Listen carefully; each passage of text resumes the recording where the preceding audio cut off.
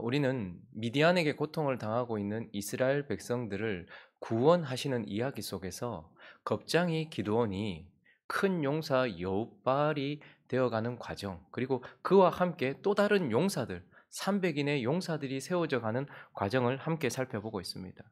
기드온은 하나님의 손에 붙들린 지팡이가 됨으로써, 그리고 자기 안에 있는 바알과 아세라, 그리고 하나님의 제단을 쌓고 또 거기에 제사를 드림으로 그 이후에 온 여호와의 영 성령을 받음으로써, 그리고 우리가 어제 살펴보았던 것처럼 자랑거리와 함께 그 안에 있었던 두려움이 제거됨으로써 기드온은 큰 용사로 거듭나고 있는 것, 그리고 기드온과 함께하고 있는 300인까지도 용사로 거듭나고 있는, 용사로 변화되는 하나님의 일을, 하나님의 사명을 감당하는 자가 되어져 가는 과정을 우리는 살펴보고 있습니다.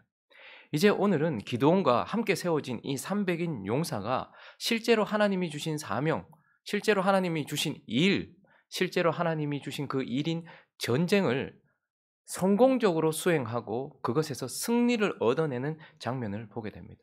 자, 이제는 용사들이 세워지는 과정을 보았다면 오늘 본문은 이 세워진 용사들이 하나님께서 주신 사명을 어떻게 감당하는지, 하나님의 사명을 수행하는 수행 방법, 수행 형식, 이런 것들을 우리에게 가르쳐 주고 있는데, 오늘 본문 말씀을 통하여서 우리는 하나님이 세우신 하나님의 용사가 하나님이 주신 사명을 어떤 방식으로 감당해야 되는지 한 두 가지로 나누어서 살펴보려고 하는데요. 그 첫 번째는 나만 보고 내가 하는 대로 나를 따라, 이렇게 하나님의 사명을 감당했다라는 것을 보게 됩니다. 오늘 16절 말씀을 한번 읽어볼까요? 읽어봅니다. 시작. 300명을 세대로 나누어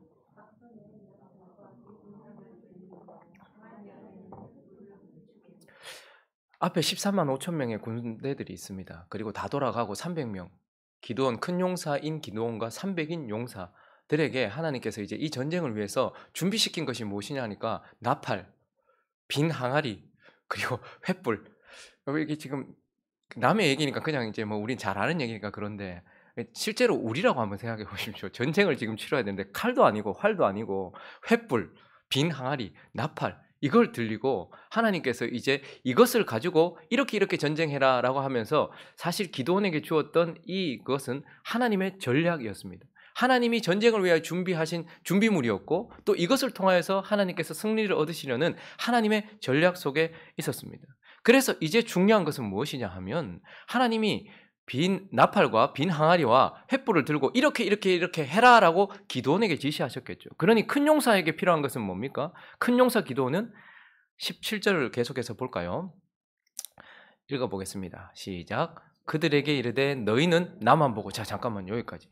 그러니까 지금 하나님께 들은 전략대로 지금 얼토당토 않잖아요. 뭐 빈 항아리 나팔 들고 뭐 그 안에 횃불 숨기고, 이 얼토당토 안 한데, 그런데 큰 용사는 하나님이 말씀하신 대로, 하나님께서 말씀하신 대로 그것을 해야 하는, 하나님이 주신 대로, 하나님께 들은 대로 행해야 하는 것이 그에게 주어진 일의 방식이고, 또 하나는 이제 300 용사들에게, 그에게 이렇게 말하는 것입니다. 너희는 나만 보고 내가 하는 대로 하되, 내가 그 진영 근처에 이르러서 내가 하는 대로 너희도 그리하여, 18절에 보니까 나와 나를 따르는 자. 그러니까 이제 하나님께서 세우신 용사들이 일을 하는 방식은 하나님이 말씀하신 대로 하는 것이고, 그리고 하나님이 세우신 사람들 그만 보고, 그도 보고 그를 보고 이렇게 표현하지 않고 그만 보고, 그러니까 나만 보라는 거예요. 하나님이 세우신 하나님의 큰 용사인 그만 보고, 그리고 그와 같이, 그리고 그를 따라 해라라고 말씀하고 있는 것입니다. 이것은 여전히 우리에게도 주어지는 방식이고 하나님의 사명자들이 해야 되는 방식입니다. 요한복음 5장 19절을 보시면 우리의 큰 용사 되시는 예수 그리스도께서 일하신 방식을 한번 볼까요? 읽어봅니다. 시작. 그러므로 예수께서 그들에게 이르시되 내가 진실로 너희에게 이르노니 아들이 아버지께서 하시는 일을 보지 않고는 아무것도 스스로 할 수 없나니 아버지께서 행하시는 그것을 아들도 그와 같이 행하는. 자, 예수님께서 큰 용사로 이 땅에 오셨어요. 근데 그분이 어떻게 하셨습니까? 아버지께 들은 대로, 아버지가 하시는 대로 그걸 자세히 들여다보았고, 그를 보고, 그만 보고, 그를 따라, 그와 같이 행했다라는 것을 보게 돼요. 그리고 사도들은 어떻게 했습니까? 큰 용사이신 예수 그리스도만 봤어요. 그래서 예수 그리스도만 보고 예수 그리스도를 따라 예수 그리스도와 같이 행했다라는 것을 보게 되는 것입니다. 이것은 지금도 마찬가지입니다. 하나님이 세우신 용사들, 하나님이 세우신 일꾼들은 보이지 않는 하나님의 말씀을 따라 보이는 큰 용사이신 예수 그리스도를 따라. 그래서 우리는요, 예수님이 우리의 구주라는 것도 매우 중요한 교훈입니다. 그래서 우리를 구원하신 분이죠. 그러나 그분은 우리의 선생, 본이시란 말입니다.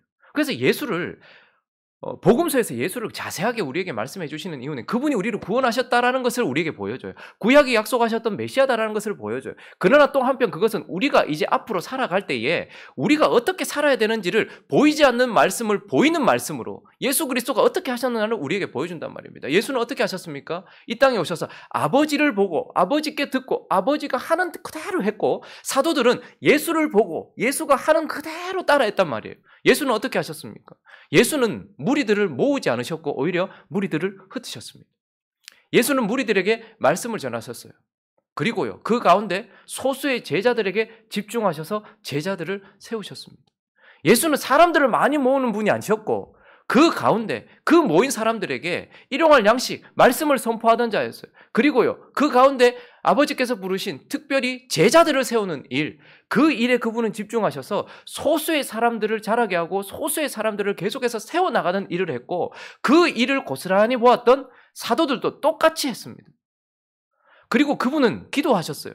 프로그램을 개발하거나 사람들의 어떠한 체계를 만든 것이 아니고 기도를 통하여 성령이 하도록 하셨단 말입니다. 그리고 그분의 기도는 진짜 중보기도였어요. 중보기도란 어떤 기도가 필요한 사람 편에 서서 그 사람이 원하는 기도를 하나님께 올려드리는 게 중보기도가 아니고, 어떤 필요가 있는 사람을 위하여 하나님 편에 서서 하나님이 그 사람에게 필요한 것을 구하는 게 중보기도예요. 그러니까 지금 예를 들어서 우리 권사님이 중보기도가 필요해요. 그러면 저한테 기도 제목을 말하겠죠. 아유, 지금 사업이 너무 어렵습니다. 목사님 기도 좀 해주십시오. 근데 주님이 이런 부탁을 받았을 때 주님의 기도는 어떠했다고요? 아, 그래요? 아버지 사업 잘 되게 해주세요. 문제 해결하게 해주세요. 이렇게 기도한 것이 아니고 사람 편에 서서 이 사람의 목적을 놓고서 이 사람이 원하는 것을 구해주는 게 중보기도가 아니고, 이 사람을 향한 하나님의 뜻이 무엇인지를 파악하기 위하여 하나님 편에 서서 하나님이 이 사람을 향해 가지고 계신 뜻이 무엇인지를 기도하는 게 중보기도란 말입니다. 그러니 중보기도는 쉬운 게 아니에요. 그 사람의 기도 제목만 안다고 할 수 있는 게 아니란 말입니다. 그 사람을 향한 하나님의 뜻을 알아야지 할 수 있는 것이고, 그 사람이 사업이 어려운 이유가 있을 것 아닙니까? 하나님이 지금 그렇게 일하고 계시는 이유가 있을 것 아닙니까? 그러니 하나님 편에 서서 하는 거죠. 그래서 지금도 우리는 예수님이 어떻게 사역하셨는지, 큰 용사이신 예수님이 어떻게 하셨는지를 자세히 들여다봐야 되는 것입니다. 세상의 미덕은 새로운 변혁에 있습니다. 그러니 어떤 일을 할 때 계속해서 변화되어 가고 새롭게 해서 어떻게든지 결과를 만드는 것이 세상의 미덕이라면, 그리스도인의 미덕은 본질을 지키는 데 있습니다. 세상이 아무리 바뀌어도 큰 용사이신 예수 그리스도께서 하신 사역 방법 그대로 해야 되는 거예요.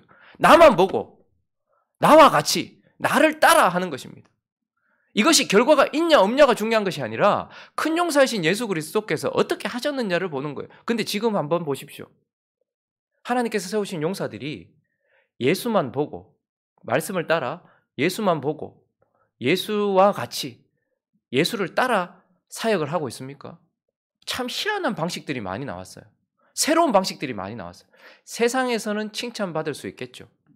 그러나 하나님의 나라의 미덕은 새로운 변혁에 있지 않습니다. 전도의 방식도 바뀌었고, 전도하는 걸 보니까 예수님이 하셨던 방식하고 전혀 달라요. 교회의 목적도 보니까 예수님이 사역하신 방식하고 전혀 달라요.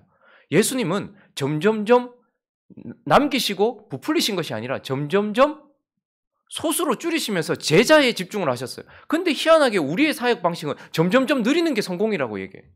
희한하죠. 문제는 무엇입니까? 큰 용사로 세워지는 것도 참 중요합니다. 그러나 큰 용사는 하나님의 말씀을 따라, 그리고 하나님께서 세우신 큰 용사를 따라, 그 300용사들은 그를 보고, 그만 보고, 그를 따라, 그와 같이 행해야 되는 거예요.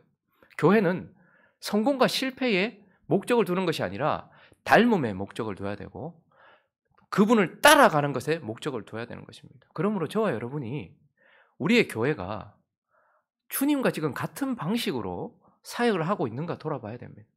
와, 얼마나 새로우냐, 얼마나 산뜻하냐, 이게 중요한 게 아니라는 것입니다. 그러므로 이제 우리의 사역의 방식은 그만 보고 그와 같이 그를 따라 하는 거다라는 것이죠. 그리고 또 하나, 오늘 이 아주 유명한 이 전투잖아요. 그냥 우리는 그냥 어린 아이들에게 뭐 이렇게 복음 전하고 재밌는 얘기할 때 이렇게 많이 전하는데, 사실 이것은 그리스도인들이 어떻게 사역을 해야 되는지를 매우 구체적으로 그리고 영적으로 가르쳐 주는 거거든요. 그래서 두 번째, 하나님의 용사들은 어떻게 사명을 감당해야 되는가, 그 사명 방식 두 번째는 부수고 밝히고 외치며 하는 것입니다. 깨트리고 밝히 들고 선포하고 외치면서 사역하는 것이다라는 것입니다. 자, 19절부터 한번 볼까요? 기드온과 그와 함께한 100명이 이경초에 진영 근처에 이른즉. 자, 지금 이제 하나님께서 작전을 세우셨는데 300명을 세 때로 나눠라. 100명, 100명, 100명 이렇게 세 부분으로 나눠라. 그리고 한 때가 먼저 기드온과 함께 가는 거예요. 근데 이경초, 이스라엘 백성들은 밤을 세 등분했습니다. 4시간씩 세 등분해서 6시부터 저녁 6시부터 10시까지가 1경, 그리고 10시부터 새벽 2시까지가 2경. 그러니까 한밤중이죠. 지금 이경이라는 것은 지금 그 이경에 그 근처에 가서 파수꾼들 교대할 때예요. 또 하필 파수꾼들 교대할 때 그때 어떻게 하라는 거예요? 일단 나팔을 불면서, 그러면 나팔 한 대는 한 부대를 의미하잖아요. 부대를 움직일 때 나팔 한 대, 그러니까 300 나팔이 불었으니까 300개의 부대가 있는 것처럼 들렸을 겁니다 아마. 어쨌든 근데 나팔을 불면서 일단 손에 가졌던 항아리를 어떻게 해요?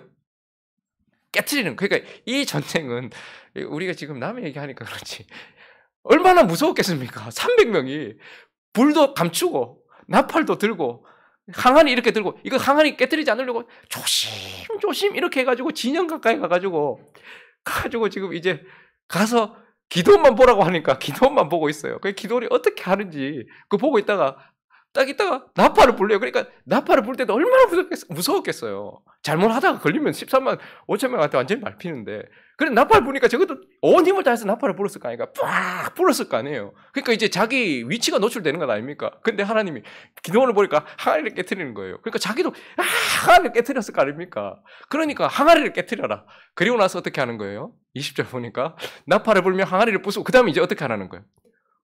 감추고 왔던 횃불을 불을 밝게 들어라는 거예요. 깨트리고 이제 완전히 자기 노출이에요. 그리고 나서 뭐 어떻게 하라는 거예요? 외쳐 이르되 여호와 기드온의 칼이다. 이거 지금 칼 하나도 없는데 칼이 어디 있어요? 항아리 들고 횃불 들고 나팔 들고 있는데, 근데 뭐 여호와 기드온의 칼이다 막 죽을 힘을 다해서 아마 외쳤을 것입니다. 그 어두운 가운데서 자기 위치를 노출하면서 이제 여호와 기드온의 칼이다 막 이렇게 얘기를 했겠죠. 근데 이 전쟁을 하나님께서 그렇게 하시면서 전쟁의 방식이 이거예요. 먼저는 깨트리고 그 다음에 불을 밝게 들고 그 다음에 선포하고 외치는 것. 근데 이것은 중요한 영적인 의미를 담고 있습니다. 하나님께서 세우신 큰 용사와 함께 세워진 이 300 용사들의 일하는 방식은 여전히 우리에게도 영적으로 동일한 방식입니다. 먼저 우리가 하나님의 일을 감당할 때는 항아리를 깨트리듯이 질그릇 같은 우리 자신을 깨트려야지만 하나님의 일을 감당할 수 있는 것입니다. 내가 깨어져야지만, 나를 깨트려야지만 하나님의 사명이 감당되어지는 것입니다. 직분을 받고 그리고 용사라는 직함을 받고 세워진다 할지라도 하나님은 그 세우신 용사를 이제 항아리를 깨트리듯이, 지금 전쟁 가운데 딱 하나 가지고 있는 그 항아리를 깨트리듯이 나를 깨트릴 때에 하나님의 사명을 감당하는 것입니다.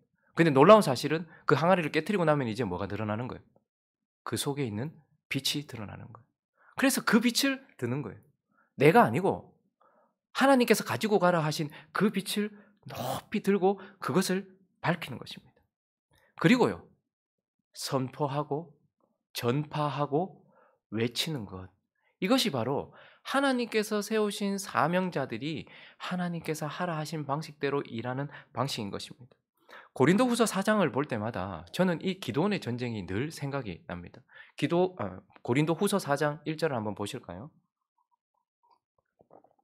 그러므로 우리가 이 직분을 받아 긍휼하심을 입은 대로 낙심하지 아니하고 이에 숨은 부끄러움의 일을 버리고 속임으로 행하지 아니하며 하나님의 말씀을 혼잡하게 하지 아니하고 오직 진리를 나타내므로 하나님 앞에서 각 사람의 양심에 대하여 스스로 추천하노라. 지금 자기 직분에 대해서 얘기하는 거예요. 사명자, 큰 용사로 세워진, 하나님의 용사로 세워진 자기 일을 얘기하는 거예요. 만일 우리의 복음이 가리었으면 망하는 자들에게 가려진 것이라. 그 중에 이 세상의 신이 믿지 아니하는 자들의 마음을 혼미하게 하여 그리스도의 영광의 복음의 광채가 비치지 못하게 함이니 그리스도는 하나님의 형상이니라. 우리는 우리를 전파하는 것이 아니라 오직 그리스도 예수의 주되신 것과 또 예수를 위하여 우리가 너희의 종된 것을 전파함이라. 6절부터 있습니다. 시작. 어두운데 빛이 빛이라 말씀하셨던 그 하나님께서 예수 그리스도의 얼굴에 있는 하나님의 영광을 아는 빛을 우리 마음에 비추셨느니라. 우리가 이 보배를 질그릇에 가졌으니 이는 심히 큰 능력은 하나님께 있고 우리에게 있지 아니함을 알게 하려 함이니라. 질그릇에 있어요. 그래서 이 보배가 이 하나님의 영광을 아는 빛이 내 안에 있는데, 그런데 이 질그릇 안에 있어요. 그래서 바울은 언제나 자기 자신을 깨트려요. 7절을 다시 한번 띄워주시겠습니까? 이 보배를 깨트린단 말이에요. 그래서 바울이 큰 용사이신 예수 그리스도의 부름받은 300용사처럼 그렇게 사역할 때 먼저 그도 이 보배를 질그릇에 가졌다. 그러니까 이것을 하기 위해서 먼저 이 질그릇에 내가 깨어져야 된다라는 깨어짐, 항아리를 깨트리는 것. 그리고 반대로 올라가 보죠. 6절을 보시면 그렇게 질그릇이 깨지면 어떻게 됩니까? 어두운 데에 빛이 빛이라 말씀하셨던 그 하나님께서 예수 그리스도의 얼굴에 있는 하나님의 영광의 빛이 항아리를 깨트리고 질그릇을 깨트릴 때 그 빛이 비춰지는 거예요. 5절로 올라가 볼까요? 그래서 우리는 우리를 전파하는 것이 아니라 하나님과 기도원의 칼, 하나님과 하나님이 세우신 큰 용사, 우리도 하나님과 그리스도 그것을 전파한다라고 말씀하고 있는 것입니다. 그러므로 지금도 여전히 큰 용사로 세움받은 저와 여러분은 그만 보고 그와 같이 그를 따라. 그런데 이것은 영적인 의미를 담고 있어요. 그가 어떻게 했다고요? 자기를 부수고 빛을 드러내고 그리고 외쳐 선포했단 말입니다. 그러므로 우리도 사명을 어떻게 갑니까? 교회는 오직 이 사명만 있을 뿐입니다. 늘 자기 자신을 깨트리고 우리 속에 있는 하나님의 영광을 아는 예수의 얼굴에 있었던 그 영광의 빛을 높이 들고서 거기다가 세상 한복판에서 우리 자신의 위치를 노출시키면서 하나님과 기도원의 칼입니다. 예수 그리스도의 복음입니다 라고 선포하며 외치는 것, 이것이 바로 우리가 사명을 감당하는 방식입니다. 말씀을 정리하겠습니다. 여러분, 이렇게 하는 것이 쉽지 않죠. 나만 보고 그만 보고 그와 같이 그를 따라 그리고 나를 깨트리고 밝히고 외치는 것 쉬운 게 아닙니다. 그 전쟁에서 이렇게 하는 것도 쉬운 게 아닌 것처럼 지금 우리의 전쟁 속에서도 이렇게 하는 게 쉬운 게 아니에요. 이 기드온과 300용사의 그 현실, 웃음나는 그 현실은 세상 속에 있는 우리의 현실과 동일한 겁니다. 그걸 볼 줄 알아야 돼요. 그런데 사실 오늘 본문에는 어떻게 그만 보고 그가 하는 대로 그를 따라서 깨트리고 밝히고 어떻게 외칠 수 있었는가, 그 속에서 근본적인 이유가 오늘 우리가 읽었던 첫 절에 등장하고 있는데 15절을 볼까요? 읽어주시겠습니까? 시작. 자, 여기까지. 기드온이 뭐 했습니까? 듣고 그 다음에 경배하며. 우리가 어떻게 하나님의 사명을 감당할 수 있는가? 그 실질적인 역사가 나타나기 전에 먼저 기드온 안에 있었던 것은 하나님을 경배하는 것이었습니다. 저기서 쏴하라는 이 경배라는 단어는 완전히 꿇어 엎드리는 것을 말해요. 완전히 엎어지는 것을 말하는 것입니다. 꿇다, 엎드리다, 완전히 굴복하다. 그러니까 우리가 하나님의 사명을 감당하기 위하여서 그만 보고 그가 하는 대로 그를 따라 그리고 부수고 밝히고 외치기 위해서는 먼저 우리 안에 뭐가 있어야 되는 거예요? 완전한 굴복, 경배가 있어야 된다는 거예요. 그런데 경배를 우리가 그래 맞다, 내가 하나님께 경배해야지 이렇게 휘황하게 보지 말고 경배가 무엇인지 정확하게 그 개념을 내가 잡고 있어야 돼요. 내가 하나님을 경배할 때만 하나님의 사명을 감당할 수 있거든요. 하나님을 경배한다는 것이 무엇입니까? 15절을 다시 한번 볼까요? 기드온이 그 꿈과 해몽하는 말을 듣고 경배하여 읽습니다. 시작. 이스라엘 진영으로 돌아와 이르되 일어나라, 여호와께서 미디안과 그 모든 진영을 너희 손에 넘겨주셨느니라 하고. 자, 일어나라 여호와께서 미디안과 그 모든 진영을 너희 손에 넘겨주셨느니라 하고 그 다음에 전쟁으로 나가는 거. 이게 경배예요. 지금 일어나라 여호와께서 미디안과 그 모든 진영을 너희 손에 넘겨주셨느니라 이 말씀은 먼저 어디에 있었던 말씀입니까? 하나님의 입에 있었던 말씀입니다. 9절을 보시면 우리가 어제 살펴봤던 9절에 보시면 그 밤에 여호와께서 기드온에게 이르시되 일어나라 진영으로 내려가라 내가 그것을 내 손에 넘겨주었느니라. 그러니까 지금 기드온이 내뱉은 이 말은 먼저 하나님이 그에게 하셨던 말씀이에요. 그렇죠? 그리고 14절 오늘 본문이 있기 바로 전 14절을 보시면 그의 친구가 대답하여 이르되 이는 다른 것이 아니라 이스라엘 사람 요아스의 아들 기드온의 칼이라. 셋째 줄을 있습니다. 시작. 하나님이 미디안과 그 모든 진영을 그의 손에 넘겨주셨느니. 하나님이 하신 말씀 그리고 대적들의 입을 통하여 다시 들려졌던 그 말씀이 오늘 15절에는 뭐죠? 내 말씀이 되었다는 거예요.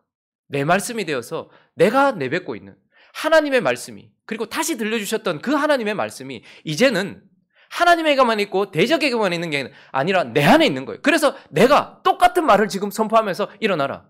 미디안을 우리 손에 넘겨주셨다 하고 그 다음에 어떻게 하는 거예요? 자기 자신을 드리는 것. 그러니 경배라는 것은 구체적으로 하나님의 말씀이 내 마음 가운데 있는 거예요. 그리고 그 말씀에 나를 드리는 걸 경배라고 하는 거예요. 그러니까 꿇어 엎드린다는 것은 그분의 말씀이 내 속에 중심에 잡혀 있고 그 말씀을 따라 내가 엎드려질 때 그걸 경배라고 하고 하나님의 백성들 큰 용사 기드온 그리고 300용사 이 사람들이 사명을 감당할 수 있었던 것은 바로 하나님을 경배했기 때문이다라는 것을 우리는 기억해야 합니다. 오늘 이 아침에 우리가 설교를 거꾸로 올라가서 주여 내가 주를 경배하는 자가 되게 해주십시오. 하나님이 하셨던 말씀 사람들을 통해서 들려지고 목사를 통해서 들려지는 이 말씀 혹은 대적을 통해서 이상한 사람들을 통해서도 들려지는 이 말씀이 이제 내 말씀이 되어서 말씀이 육신이 되신 큰 용사이신 예수 그리스도처럼 하나님의 말씀이 내 안에 있게 하시고 그 말씀에 나를 드리는 경배하는 자 되게 해주십시오. 그래서 경배하면서부터 그만 보고 그와 같이 그를 따라 행하게 하시고 주를 경배하기 때문에 나를 깨트리고 내 안에 있는 빛을 드러내며 그분을 선포하는 우리가 되게 해주십시오. 행복한 우리 교회는 다 돌아가고 남아있는 300용사가 있는 겁은 없어지고 자랑거리도 없어지고 오직 하나님이 세우신 300용사만 있는 그런 교회 되게 해주시고 우리가 그런 모습이 되게 해주십시오라고 기도하는 저와 여러분 되시기를 예수 그리스도의 이름으로 축원합니다.